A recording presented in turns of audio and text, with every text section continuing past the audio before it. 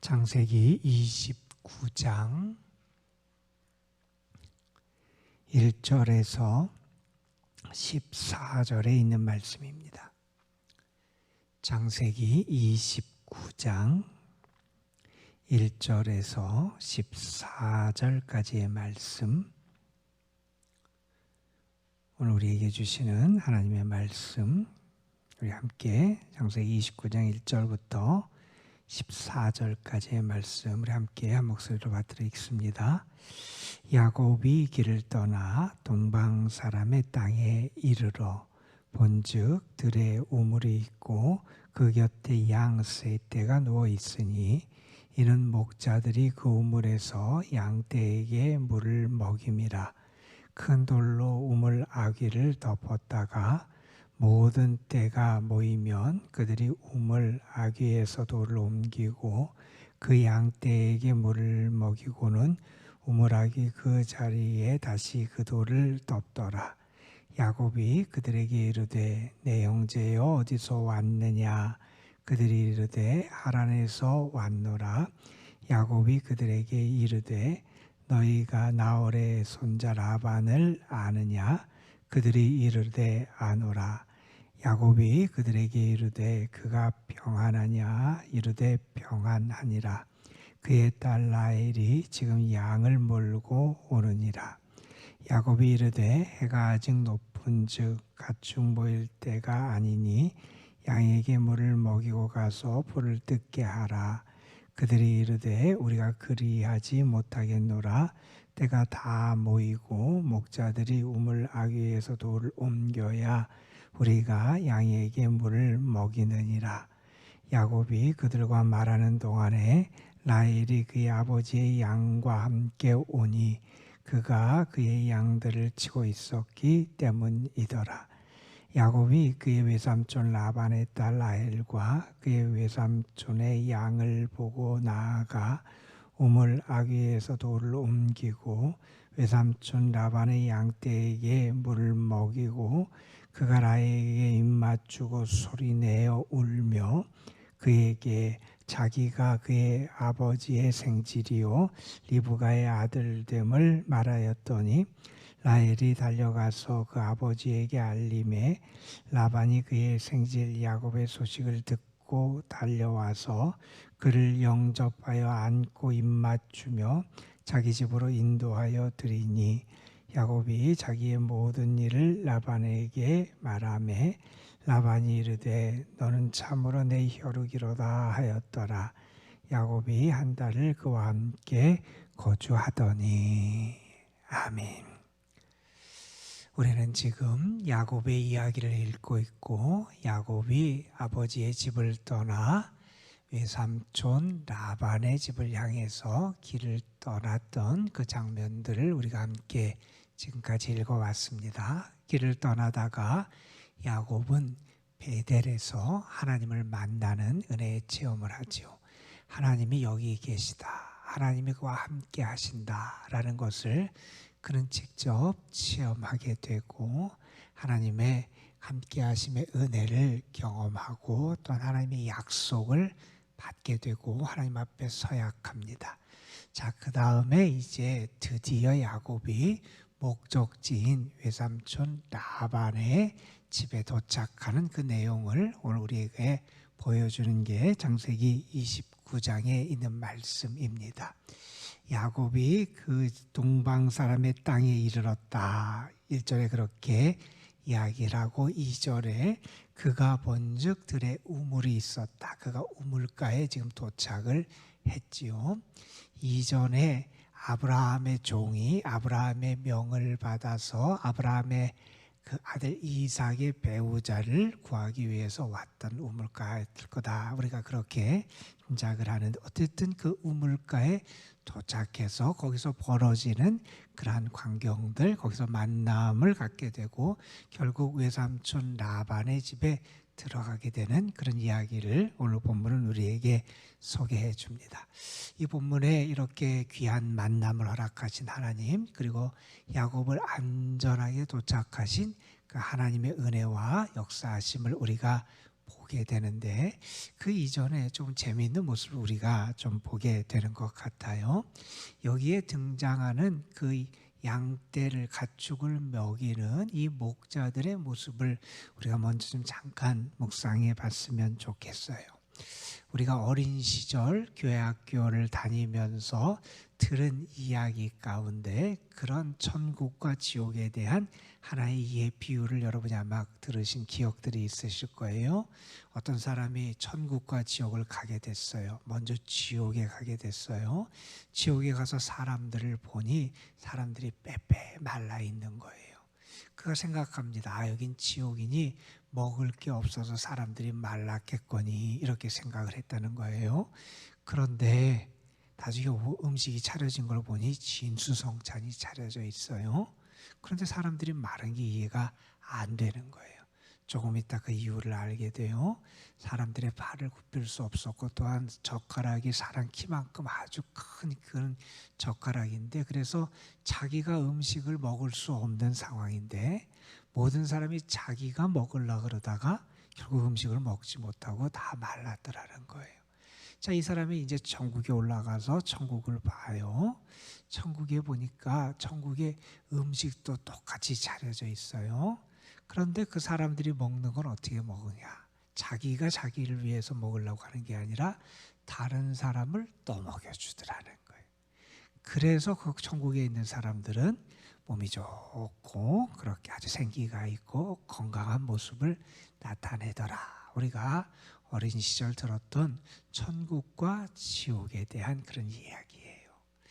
아주 단순한 이야기 같고 우리가 어린 때 들은 이야기지만 우리에게 무언가 깊이 생각할 그런 내용을 던져주는 그러한 비유가 아닌가 생각해 보게 됩니다.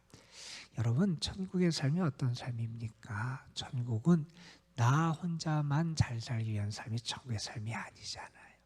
다른 사람을 배려하고 다른 사람을 섬기고 더불어 살아가는 그러한 삶이 천국의 삶이다. 나 혼자만 나의 유익만 나의 이익만을 위해서 살아가는 것, 그것은 결국 지옥의 삶이 될 수밖에 없다는 것을 우리에게 가르쳐 주지요. 우리가 살아가는 이 세상은 무한 경쟁의 그러한 세상이고 사람들은 다 1등을 하고 무언가 승리하고 얻기 위해서 달려가고 애쓰는 것이 우리가 살아가는 이 세상입니다. 그래서 다른 사람보다 앞서야 되고요. 때로는 다른 사람을 짓밟고 살아가는 그러한 모습들을 지니게 되는 게 우리가 살아가는 이 세상의 모습이에요. 그러다 보니 승자들은 아주 적고요. 수많은 패배자들이 만들어지는 게 우리가 살아가는 세상이다 이렇게 말할 수 있을 거예요. 살아가는데 내가 1등을 해야 되고 내가 무언가를 얻어야 되고 늘 그거에 대한 것을 위해서 애쓰고 그러다 보니 때로는 불안하기도 하고 사방에 적들이 있는 것 같은 그러한 상황 속에 우리는 거하게 돼요.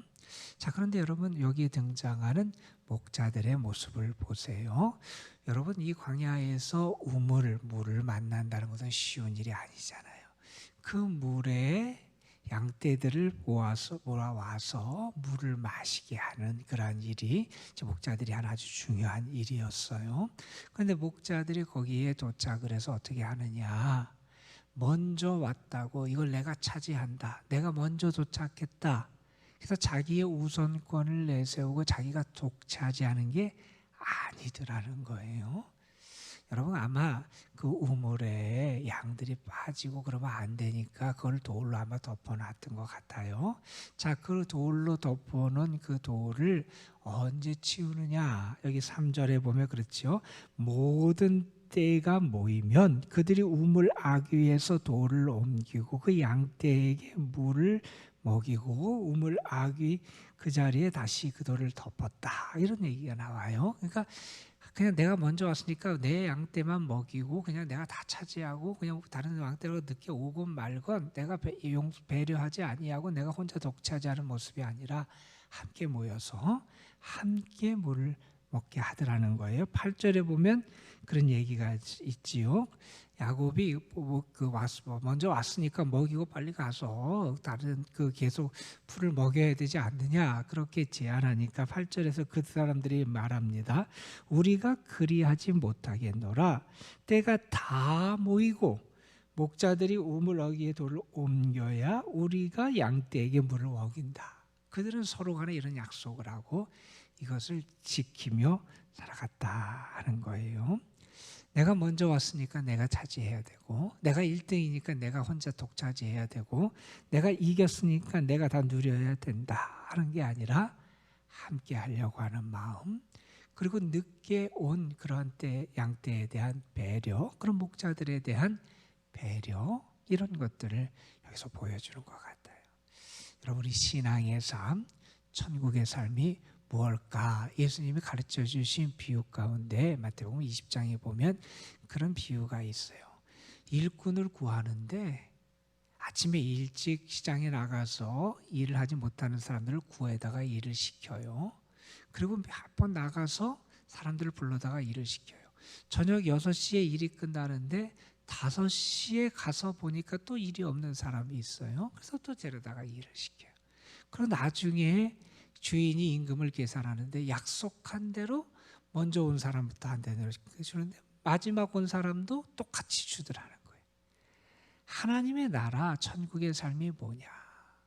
함께 더불어 살아가고, 함께 기회를 누리고, 함께 은혜를 누리고, 함께 하는 것, 그것이 하나님 나라의 축복이고 삶이다 하는 것을 예수님도 우리에게 가르쳐 주셨거든요. 자, 여기 목자들의 모습이 더불어 함께 살아가고 함께 배려하고 약속을 지키고 늦게 온 양떼들도 함께하는, 기다렸다가 함께하는 이러한 모습들을 보면서 우리가 조금 더 믿음의 사람다운 마음의 여유로움과 배려, 사랑 이런 것을 우리가 다시 한번 생각하고 행할 때 우리가 살아가는 삶의 자리가 조금 더 아름다운 천국의 모습을 나타내지 않을까 하는 그러한 생각도 먼저 해보게 되는 것 같아요. 자, 오늘 말씀의 사실은 핵심적인 내용은 그런 거지요. 모든 것을 이끄는 분은 하나님이시다 하는 것을 우리에게 보여주는 게 오늘의 말씀이에요. 야곱이 목적지 하란에 도착을 했지요. 그리고 그곳에서 결국 오늘 말씀에 보면 라헬을 만나게 되고 결국 그의 외삼촌 라반의 집에 가서 라반을 만나게 되는 일이 이제 진행이 되게 되잖아요. 우리는 야곱이 애써서 한 달여 되는 그러한 여정을 이제 부지런히 와서 이곳에서 그 만남을 이루었다, 성취했다, 그가 길을 잃지 않고 잘 목적지에 도착했다 이렇게 생각할 수도 있고, 또 그곳에서 우물에 있다 보니까 우연히 라헬을 만나게 되고 그러다 보니 결국 우연히 그가 외삼촌 라반의 집에 이르게 됐다 이렇게 우리가 생각할 수 있을지도 모르겠어요. 그러나 우리 하나님의 말씀을 보면서 분명히 우리가 확신하게 되는 사실은 무엇이냐면 이 모든 것 배후에는 하나님의 섭리와 이끄심의 손길이 함께했다는 거예요. 이 만남도 이끌고 가능하게 하신 분이 누구냐? 하나님이시라는 거예요. 하나님이 모든 만남을 주관하셨고요. 하나님이 그에게 만나야 될 사람을 만나게 하셨고 있어야 할 곳에 그를 있게 하셨다 하는 것을 우리가 알게 됩니다. 자, 하나님은 우리의 삶의 여정을 세밀하게 관심을 갖고 돌보시고 이끄시는 분이 우리 하나님이시다 하는 거예요. 여러분, 우리가 무언가 이런 야곱처럼 이 독비 여행이었지만 이런 여행을 한다든지 아니면 내가 어떤 일을 한다든지 내가 어떤 사업을 해서 어떤 것을 진행한다든지 우리가 무언가 일이 순탄하게 되었다면 믿음의 사람은 분명히 그 자리에서 고백하고 내가 확인해야 되는 사실이 있다는 거예요. 이건 뭐냐? 하나님의 섭리와 이끄심이 분명히 거기에 깃들어 있다 하는 것을 우리는 인식하고 고백할 수 있어야 한다는 겁니다. 나의 삶의 모든 순간을 하나님께서 인도하신다는 거예요. 우리의 삶의 우연 혹은 세상 사람이 말하는 행운, 우리는 그런 것으로 우리의 삶의 결과들을 귀결시켜서 말하는 사람들이 아니라는 거예요. 우리는 그냥 우연히 그렇게 됐습니다. 어쩌다 보니 그렇게 됐습니다. 아니면 그냥 운이 좋아서 나의 삶에 이러한 것이 가능해졌습니다. 이렇게 말하는 사람이 아니라 하나님이 만나게 하셨습니다. 하나님이 이곳에 있게 하셨습니다. 하나님이 나를 도우시고 인도해 주셨습니다. 하나님의 섭리, 하나님의 이끄심, 하나님의 손길이 나의 삶에 있음을 우리는 고백하며 살아갈 수 있어야 한다는 겁니다. 이 모든 일, 그가 아버지 집을 떠나서 그 다음에 광야에서 또 베델에서 하나님을 만났던 일, 그리고 결국 이 하란에 도착해서 우물가에 머물렀던 일, 그곳에서 결국 라헬을 만나게 되는 이런 일들, 목자들을 만나고 목자들을 통해서 이제 라반의 딸 라헬이 그곳에 양떼를 몰고 온다, 이 소식을 듣고 그래서 라헬을 만났던 이 모든 일들은 결국 우연이 아니라는 거예요. 그 속에는 하나님의 역사하심이 있었고 하나님의 섭리가 있었고 하나님의 이끄심이 함께 했다는 거예요. 여러분, 저는 여러분이 오늘날 여러분의 삶 속에서도 하나님이 나를 이렇게 이끌어 가셨구나, 하나님이 이렇게 나를 도와주셨구나, 하나님이 이렇게 나를 인도해 주셨구나, 이렇게 하나님의 손길을 여러분이 체험하는, 깨닫게 되는 은혜도 있었으면 좋겠고, 그것을 여러분이 고백하며 감사할 수 있는 그런 하루의 삶이 되시기를 간절히 소망합니다. 여러분, 자, 이렇게 귀한 만남을 가져요. 자, 여러분, 이 만남을 보면서 우리도 분명히 우리 자신의 삶을 좀 돌이켜볼 필요가 있지요. 내 삶에서 과연 하나님의 은혜의 손길이 어떻게 임하고 있는지, 하나님의 인도하심이 나의 삶에 지금껏 어떻게 임했는지, 우리의 삶을 하나님이 어떻게 인도해 주셨는지를 우리가 살펴보며 우리 자신의 삶 속에 임하신 하나님의 손길을 기억하는 그런 모습도 우리에게 필요하다 하는 것을 알게 됩니다. 자, 그리고 이제 라헬을 만나서 아주 반갑게 만났죠. 얼마나 반갑겠어요. 그 먼 길을 그냥 홀로 와서 드디어 목적지에 도착해서 제대로 찾아왔는지 불안했을 텐데, 그곳에서 이제 라헬을 만나고 나서 그가 자기 자신에 대해서 소개를 해요. 내가 누구다 이렇게 얘기를 한 다음에 그 라헬이 아버지를 찾아가서 아버지에게 그 소식을 전하고 결국 라반이 달려와서 야곱을 맞이해 주게 됩니다. 자, 그를 맞이하고 집에 들어가서 그에게서 그동안 있었던 모든 일을, 야곱의 이야기를 듣게 되고, 그리고 그 야곱을 이제 인정해 주지요. 내가 내 누구다 생질이다, 뭐 그렇게 하면서 그를 그렇게 받아들여주고 인정하는 그런 모습으로 오늘 말씀이 이제 끝나게 됩니다. 그런데 우리가 알아요, 이 외삼촌 라반 집에 야곱이 이제 오랜 시간을 이제 머물게 돼요. 그곳에서 결혼하고 외삼촌 일을 도우면서 이제 나중에 하나님의 은혜로 많은 재산을 얻게 되고 그가 이제 부호가 되고 하는 그런 많은 과정들을 겪게 돼요. 그런데 그가 분명히 기억해야 될 것, 또 우리가 야곱의 삶을 통해서 아는 게 있어요. 외삼촌 라반의 집은 그가 영원히 거할 안식처는 아니었다는 거죠. 결국 그는 나중에 하나님이 그에게 약속하신 대로 아버지 집에, 그 형이 있는 집에 다시 돌아가게 돼요. 하나님이 외삼촌 라반의 집에 야곱을 머물게 하신 시간, 그것은 어찌 보면 야곱의 인생이 다듬어지는 시간이고 하나님의 은혜로 영적인 단련을 받는 그런 시간들이 앞으로 전개될 거예요. 우리가 너무나 잘 아는 이야기들이 계속 나올 겁니다. 지금까지 아버지를 속이고 형을 속이는 자로 살았던, 자기 꾀로 사는 줄 알았던 야곱이 오히려 속는 자가 되는 그러한 일도 이제 벌어지게 돼요. 그의 가정이 아주 이런저런 잡음이 많은 그런 가정이 돼요. 그러나 하나님이 그 가정을 들어쓰셔서 하나님의 구속사역의 아주 중요한 역할을 그 가정을 통해서 이루어 가시는 것도 그가 경험하게 돼요. 그래서 하나님의 섭리의 역사, 하나님의 경륜이 그 가정을 통해서 어떻게 이제 이루어지는지 우리가 보게 될 거예요. 우리가 이런 야곱의 모습을 보면서 또한 우리 자신의 모습을 보면서 그런 생각을 해보게 돼요. 우리는 연약해요. 부족해요. 우리는 때로 내 지혜와 능력으로 사는 줄 알지만 그게 아니에요. 부족한 우리를 하나님이 택하셔서 하나님의 은혜를 주세요. 그리고 우리로 하여금 하나님의 사람으로 살아갈 수 있게 역사해 주세요. 그것은 우리의 재주와 능력이 아니라 하나님의 사랑이고 하나님의 은혜고 하나님의 축복이 우리에게 임하기 때문이다 하는 것을 우리가 알게 됩니다. 야곱이 이렇게 하란에 도착해서 결국 목적지에 도착해서 이제 외삼촌 가정에 들어가는 이야기를 보면서 우리는 다시 한번 깨닫습니다.